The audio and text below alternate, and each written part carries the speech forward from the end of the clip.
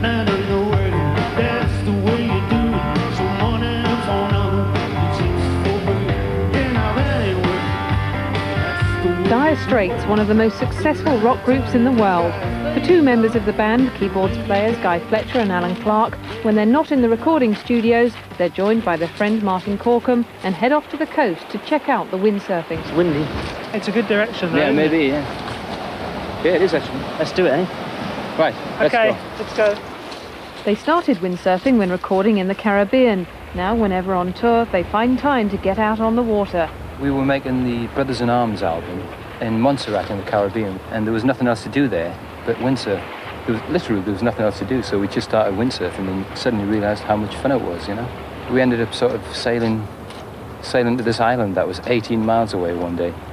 That was after we'd been only sailing about 8 weeks or so? Yeah, about, yeah. We'd grab as much time as we can, really. Usually go out with some, locals, just to feel out the place, really. That's what we've tended to do in the past. I think this time around I'm going to carry at least a board around with me, because I hate using other people's gear, you know. I mean, you know, when we were learning, it was all right, because we didn't know what good gear was, you know. But now I think things have changed a bit. After the last Dire Straits World Tour, I spent about almost 2 years, about 18 months, doing nothing else but windsurfing, because that's all I wanted to do, you know. And I was getting a bit worried, thinking that I wasn't particularly interested in music. I just had to get this windsurfing thing out of my system. But now I've sort of moderated it a bit, so, you know, it's about 50-50 now. We have to take it easy on the hands a little bit. Yeah, when you're a keyboards player, you know, it's not particularly good to be hanging onto this thing all day and then have to go and play, so playing like this.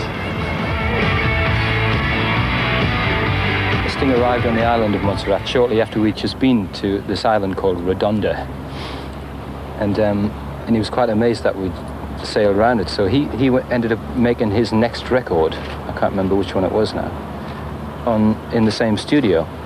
And the very next time I saw Sting, which was in Japan, he said hello, and the first thing he said to me was, I sailed to Redonda and back. And I says, oh great, that's really good. Did you use a harness? He says, yeah. I says, we didn't.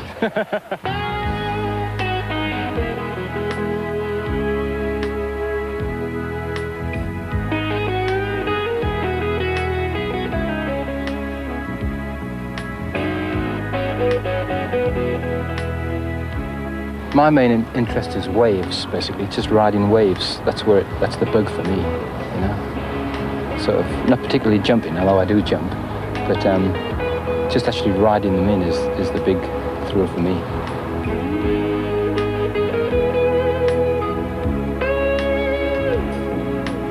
I love blasting, but I don't mind anything really, but blasting I do like.